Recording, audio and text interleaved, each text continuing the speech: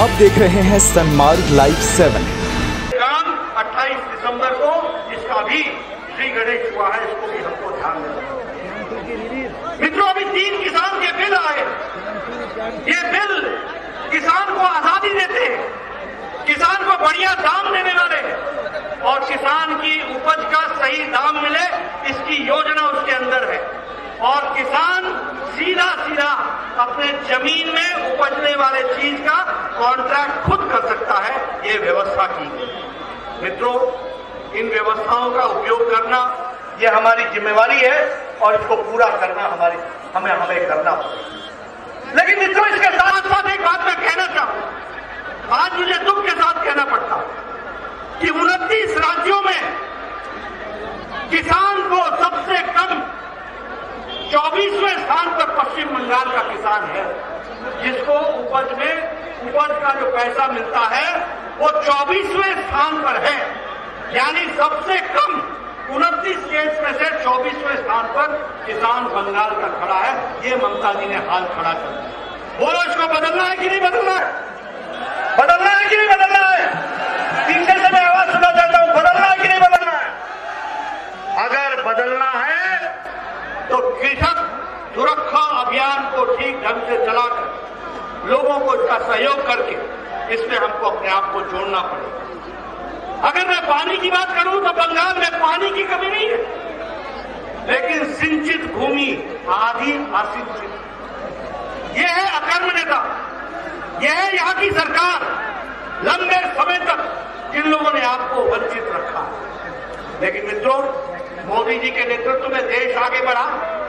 फिर चाहे वो स्वच्छ भारत हो, फिर चाहे वो जन धन योजना हो, फिर चाहे वो सौभाग्य योजना हो, फिर चाहे वो उज्ज्वला योजना हो, फिर चाहे वो आयुष्मान योजना हो। लेकिन मुझे दुख के साथ कहना पड़ता है, मैं पूर्व स्वास्थ्य मंत्री रहा हूं।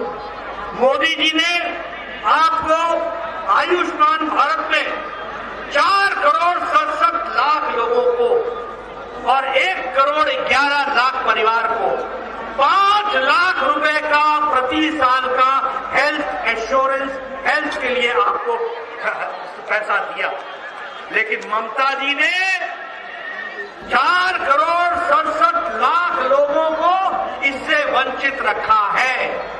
मैं आपको विश्वास दिलाता हूं, आप आने वाली सरकार भारतीय जनता पार्टी की बनेगी और 4 करोड़ 67 लाख लोगों को आयुष्मान भारत पहुंचाया जाएगा और 5 लाख रुपए का हेल्थ कवर को दिया जाएगा। यहाँ ईस्टर्न वेस्टर्न कॉरिडोर में ईस्ट वेस्ट मेट्रो का बन रहा है, लगभग 8,575 करोड़ रुपए खर्च हो रहा है। 3,665 नेशनल हाईवे बना है वेस्ट बंगाल में। ये मोदी जी ने किया है, ममता जी ने पीछे पड़े ना, कोई कुछ करेंगी नहीं।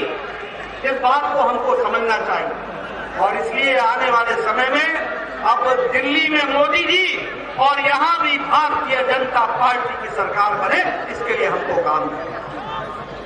मित्रों, अगर हम अम्फान की बात करें, यहां का कल्चर कटमनी कल्चर, चौल चोर, त्रिपाल चोर, सिंडिकेट, कोयले का झमेला। मंच पर उपस्थित भारतीय जनता पार्टी के पश्चिम बंगाल के जुझारू, धर्मशील और संवेदनशील अध्यक्ष और सांसद सम्माननीय दिलीप घोष जी,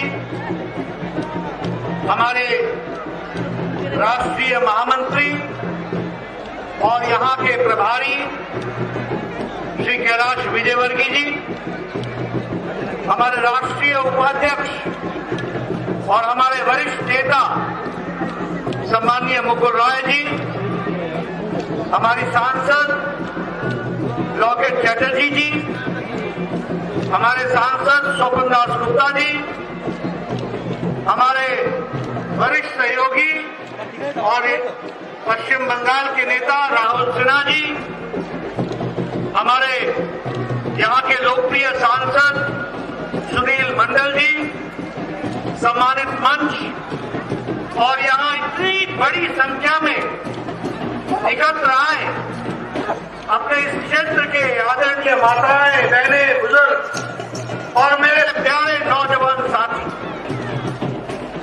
मुझे आज यहां आकर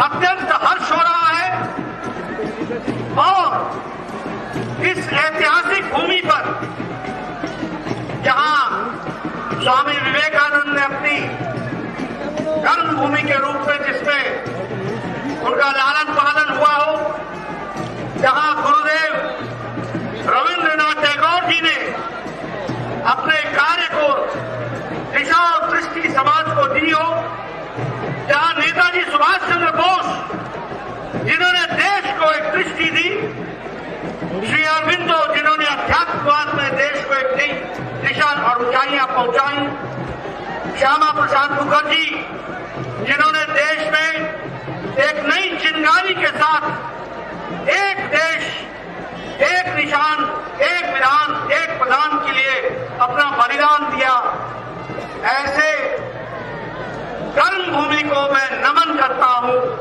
और नमन के साथ साथ यहां से प्रेरणा लेता हूं। मित्रों, आज मैं राधा गोविंद जी के पुरातन मंदिर में गया, जहां चैतन्य महाप्रभु ने दीक्षा ली थी।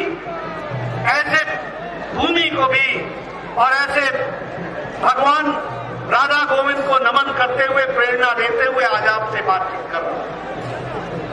मित्रों, आज जब मैं आ रहा था तो मैं देख रहा हूं जिस तरीके से बड़ी संख्या में आप सब लोग आए और जिस रास्ते से मैं आया, एक लंबी कतार जो अभी भी मुझे दिख रही है, हेलीपैड से लेकर के यहां तक सारा रास्ता आपने जिस तरीके से गर्मजोशी से मेरा स्वागत किया और जिस गर्मजोशी के साथ आप इतनी बड़ी संख्या में यहां उपस्थित हुए हैं, यह बताता है कि आपने तय कर लिया है ममता का जाना निश्चित है और भाजपा का आना तय है। इस बात को ये जो आपकी तालियां हैं, ये जो आपकी गड़गड़ाहट है, ये जो आपकी खुशी है, वो बताता है कि पश्चिम बंगाल की जनता ने अपना मन बना लिया है, वह भारतीय जनता पार्टी को स्वागत करने के लिए आतुर खड़ी है। ये हमारी जिम्मेवारी है कि हम आगे बढ़कर के पश्चिम बंगाल में आगे अपनी सरकार बनाएं और जनता का आशीर्वाद प्राप्त। मित्रों, आज मैंने कृषक सुरक्षा अभियान, ये कृषक सुरक्षा अभियान की शुरुआत की है। एक मुट्ठी चावल जो मैंने किसानों से दान लिया है और आगे जाकर के गांव में भी मैं उनसे दान लेने वाला हूं, इस तरीके से आज से लेकर के 24 तारीख तक हमारे कार्यकर्ता 40,000 ग्राम सभाओं में जाकर किसानों से अन्न लेंगे और सौगंध दुर्गा मां की खाएंगे कि उनकी लड़ाई भारतीय जनता पार्टी का कार्यकर्ता लड़ेगा और हमारी सरकार आएगी तो कृषक की लड़ाई लड़ करके उनको न्याय दिलाने का काम भारतीय जनता पार्टी की सरकार पश्चिम बंगाल में करने वाली है। इस बात की हम सौगंध खाते हैं, इस बात का हम प्रण लेते हैं। मित्रों, 24-27 तारीख से लेकर 31 तारीख तक हम कृषक भोज करें, गांव-गांव में किसानों के साथ बैठकर कृषक भोज करके ये तय करेंगे कि किस तरीके से जो उनके साथ अन्याय हुआ है और जो किसानों के साथ अन्याय चल रहा है, उसके खिलाफ आवाज भी उठाएंगे, किसानों को इकट्ठा भी करेंगे और 40,000 ग्राम सभाओं में अपनी बात को रखकर किसानों के साथ अगली सरकार बनाने का निश्चय करेंगे। मित्रों, आपको मालूम होगा, अभी हम लोगों ने सुंदर गीत सुना। सुना। उस गीत के बोल थे कि मोदी तुम आगे बढ़ो, किसान तुम्हारे साथ है, पश्चिम बंगाल के लोग तुम्हारे साथ, किसान की आवाज तुम्हारे साथ। और किसान की आवाज क्यों ना रहे मोदी जी के साथ। आपको जानकर के खुशी होगी कि जब से मोदी जी प्रधानमंत्री बने हैं, किसानों के लिए और कृषि के लिए केंद्र सरकार ने 6 गुना बजट बढ़ा दिया है। 6 गुना।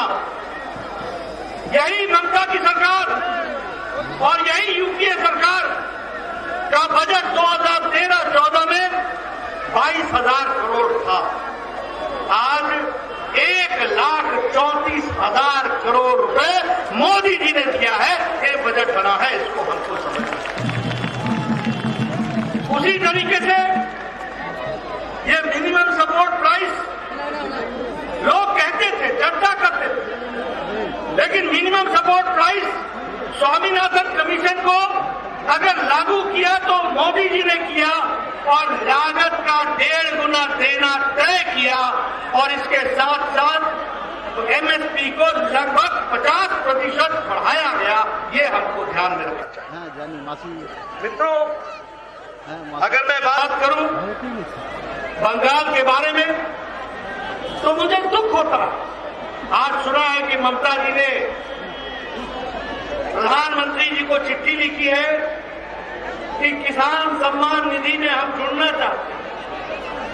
ममता जी, अब जब हम कृषक सुरक्षा अभियान शुरू कर चुके हैं तो अब आपके चिट्ठी की जरूरत नहीं है। भारतीय जनता पार्टी की सरकार बनेगी और हम यहाँ प्रधानमंत्री किसान सम्मान निधि लगाएंगे। आपको 2 साल हो गया, 1.5 साल हो गया, हम बोलते रहे प्रधानमंत्री किसान सम्मान निधि दे दो। लगभग 70 लाख लोग, 70 लाख परिवार इससे वंचित हैं, उनको इसका लाभ मिलेगा। 23 लाख लोगों ने तो केंद्र सरकार को अर्जी लगा करके बताया था कि हम रजिस्टर होना चाहते हैं, लेकिन ममता जी ने इजाजत नहीं दी। अब जब जमीन बंगाल की अपने नीचे से ममता जी की खिसक गई है तो अब उनको किसानों की याद आई। मित्रों, अब पछतावत होत क्या जब चिड़िया चुग गई खेत। किसान अच्छे तरीके से समझता है कि अब या तो इसका क्या अर्थ बनेगा जब चिड़िया चुग चुकी है खेत। ममता जी, बंगाल के लोगों ने तय कर लिया है भारतीय जनता पार्टी को लाना और आपका जाना, ये तय हो चुका है। ये बात मित्रों, नेशनल एग्रीकल्चर मार्केट ई-नाम से शुरू किया गया और मुझे खुशी है कि पश्चिम बंगाल की भी 17 मंडियां जुड़ी हैं। आज 17 मंडियों में किसान अपना सामान देश के किसी भी कोने में किसी अच्छे दाम पर बेच सकता है। ये आजादी दिलाई है तो नरेंद्र मोदी जी ने दिलाई है, ये हमको समझना चाहिए। जहां तक सॉइल हेल्थ कार्ड का सवाल है, कभी सोचा नहीं था किसी ने, लेकिन आज लाखों लोग